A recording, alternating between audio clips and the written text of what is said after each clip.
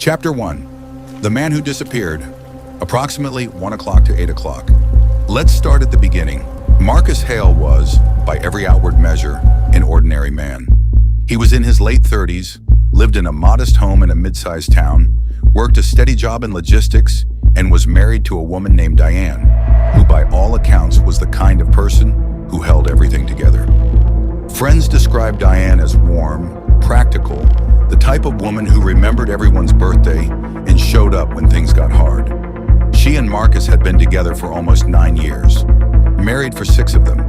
From the outside, it looked fine, normal even. But here's the thing about fine. Fine is just the word people use when they haven't looked closely enough. Because behind closed doors, Marcus and Diane's marriage was anything but fine. See, Marcus had a pattern, and that pattern involved money. Not in a hard-working, trying to provide kind of way, but in the way that leaves a trail of debt, broken promises, and people who stop picking up the phone when your name appears on the screen. Friends who knew the couple said Marcus had an almost compulsive need to project success. Nice clothes, expensive dinners, weekend trips, all funded by credit cards he never paid off and loans he never disclosed to Diane. By the time Diane started to piece things together, the financial hole Marcus had dug was deep, very deep. They fought about it constantly, and Diane, practical, grounded Diane, had started quietly consulting a divorce attorney. Now Marcus knew this. He wasn't oblivious.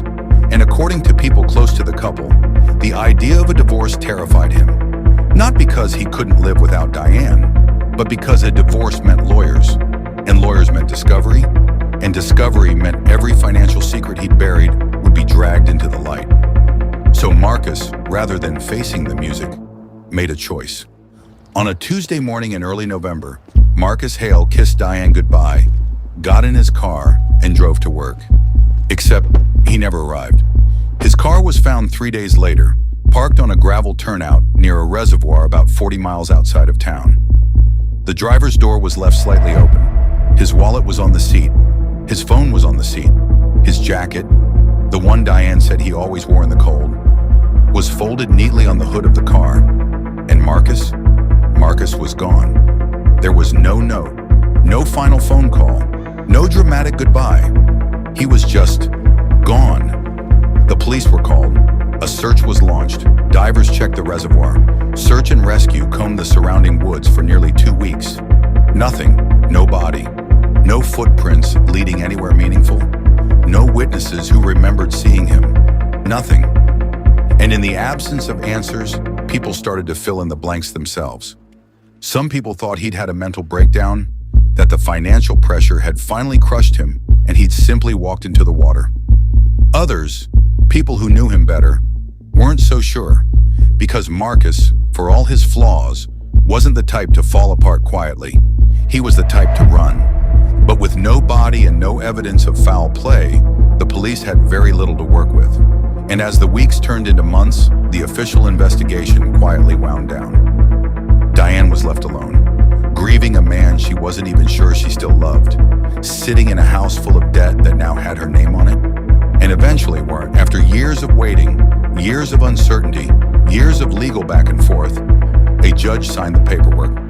Marcus Hale was declared legally dead. Chapter 2. Diane moves on. Approximately 8 o'clock to 15 o'clock. Now, I want you to understand something here. No one blamed Diane for what came next. It had been years. She had done everything right. She cooperated with the police. She attended every hearing. She answered every question. She sat in a courtroom and watched a judge officially close the book on her missing husband. And then slowly, carefully, she rebuilt. She sold the house, got out from under the worst of the debt, moved to a new city, not far, but far enough that she wasn't constantly running into people who looked at her with that particular kind of pity that never quite goes away. She got a new job, made new friends, started going to a weekly trivia night at a bar near her apartment, and that's where she met Daniel Voss.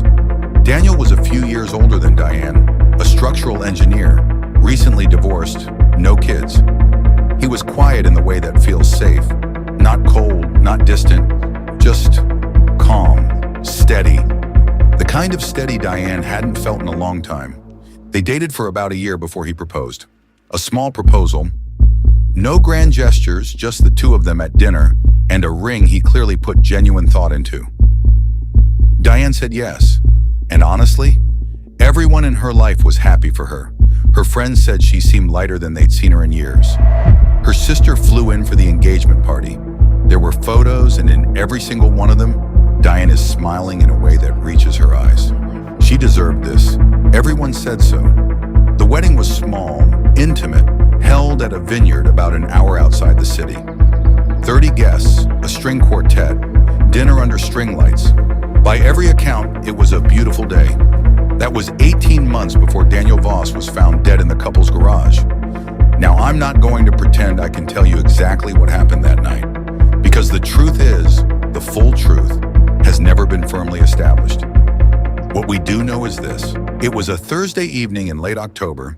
Diane said she and Daniel had dinner at home, watched TV, and went to bed around 10. She said she woke up around 2 in the morning and Daniel wasn't beside her. She assumed he'd gotten up for water or couldn't sleep. He'd been stressed about a project at work. She went back to sleep.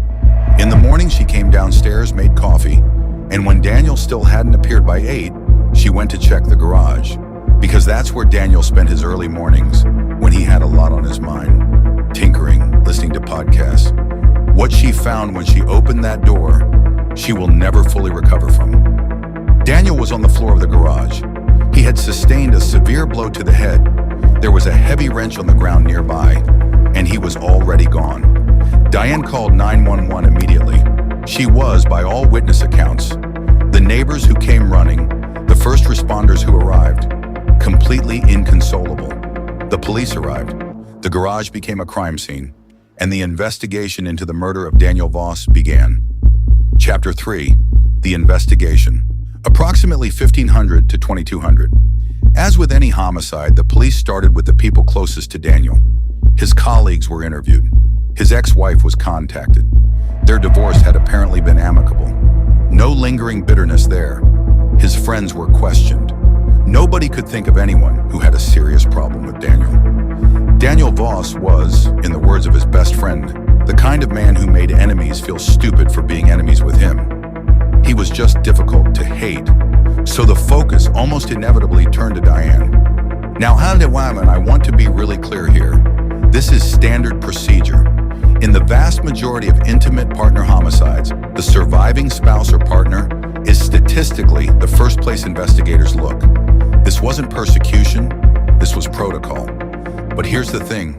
When detectives started pulling the threads of Diane's past, when they ran the background check that any good investigator runs on a murder victim's spouse, they found Marcus. They found the disappearance, the reservoir, the open car door, the folded jacket, the declaration of death, and the detective leading the case, a woman who had spent 16 years working homicides, later said that when she read that file, she felt what she described as a cold, very specific kind of dread, because something didn't sit right. She pulled the original missing persons file on Marcus. She read every report, and one small detail nagged at her.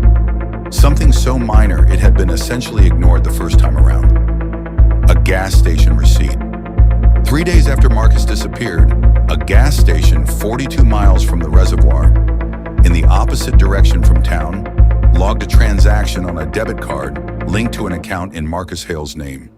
At the time, investigators had flagged it and then quietly set it aside, chalking it up to possible fraud, an error, a card that had been stolen before Marcus disappeared. But now, looking at it again, with fresh eyes and a new murder on the table, it looked different. It didn't look like fraud. It looked like someone who just faked his death and needed gas. The detective requested a warrant. She started pulling financial records. Not just Marcus's old accounts, but anything attached to his social security number, his known aliases, secondary email addresses, and what she found was extraordinary. Over the past several years, a man using a variation of Marcus's middle name had been living quietly in a city about 300 miles away. New address, new job, new life, but the same fingerprints. The detective made one phone call to the department in that city, and within 48 hours, Marcus Hale, who had been legally dead for years, was sitting in an interview room, very much alive and very much terrified. Chapter 4, The Confrontation, approximately 2200 to 2700. Now here's where this case gets genuinely complicated, because finding Marcus alive was extraordinary, but it also immediately created a question that nobody had a clean answer to. Did Marcus kill Daniel Voss? Think about it from the investigator's perspective for a second. You have a man who faked his own death to escape a failing marriage and financial ruin. A man who, unbeknownst to his supposedly grieving wife, had been living a second life 300 miles away. A man who, at some point in those intervening years, presumably became aware that Diane had moved on, had remarried, was happy. Was that enough motive, jealousy, rage, some possessive, irrational refusal to accept that Diane had a life without him? Or is this just a dark coincidence? A man who ran from his problems, who never looked back, who had nothing to do with a murder he had no idea was even connected to him. When detectives questioned Marcus, he was, by their accounts, visibly shaken. He admitted to everything: the faked disappearance, the staged scene at the reservoir, the new identity. He didn't lawyer up immediately. He just talked, rapidly, stumbling over his words. He said he had no idea Daniel Voss was dead. He said he'd had no contact with Diane in years. He said that the night Daniel was killed, he was at his apartment, alone, with no alibi, but also with no conceivable way he could have driven 600 miles round trip in one night without it showing up somewhere. The investigators checked. They pulled his vehicle records, his toll history, his credit card transactions, There is a gap in the toll records and they found right nothing here. that placed him anywhere near Diane's home that night. Nothing. He must have got off the highway. Marcus Hale was charged with fraud for faking his death. He faced serious legal consequences for that, but investigators could not, despite enormous pressure to do so, place him at the scene of Daniel's murder, which brought everyone back to a deeply uncomfortable question. If Marcus didn't do it, then who did? Chapter 5, Aftermath and Unanswered Questions. Approximately 27 minutes to 30 minutes. Diane was never charged. The investigation into Daniel's murder remains officially open. There was no usable DNA recovered from the garage. There were no witnesses. No security footage of anyone entering or leaving the property that night. Whatever happened in that garage, it was clean. And clean, in homicide investigations, usually means one of two things. It means a stranger got extremely lucky, or it means someone who knew the house, knew the layout, knew the routine. Someone who understood exactly how to move through that space without leaving a trace. Make of that what you will. Marcus Hale pleaded guilty to fraud charges and served time. He gave a statement to the press afterward, a single sentence read by his attorney, which said only that he was sorry for the pain his choices had caused, and that he hoped the truth about Daniel's death would one day come to light. Diane has never spoken publicly about any of it. Her sister gave one interview, just one, in which she said, and I'm paraphrasing here, that her sister had been through more grief than any one person deserves, and that she asked for privacy to continue healing. And that was that. No arrest, no conviction, no closure. Just an open file, a dead man in a garage, a fraudulent widower in a prison cell, and a woman in the middle of all of it who has never said a word. Here's what I keep coming back to with this case. We talk a lot about the chaos of crime, the rage, the impulse, the moments that spiral out of control, and a lot of cases fit that mold. But every once in a while, you get a case that feels different, quieter, more deliberate. A man fakes his death and disappears cleanly. Years later, the new husband dies in a locked garage with no witnesses and almost no evidence. And the one person who connects both events has never once broken her silence. Maybe that silence is grief. Maybe it's trauma. Maybe it's the silence of someone who has simply been through too much and has nothing left to say. Or maybe, and I'm not saying this is what happened, I'm just saying it out loud. Maybe silence is exactly what it looks like when someone has very carefully made sure there is nothing left to find. I don't know. And the investigators working this case, they don't know either. If this case ever gets a resolution, if an arrest is ever made, if new evidence surfaces, if someone finally talks, I'll cover it. You know I will. But until then, this one sits in the cold case pile, right alongside all the other files where the truth is somewhere in the room and nobody's talking. Like and subscribe for more content.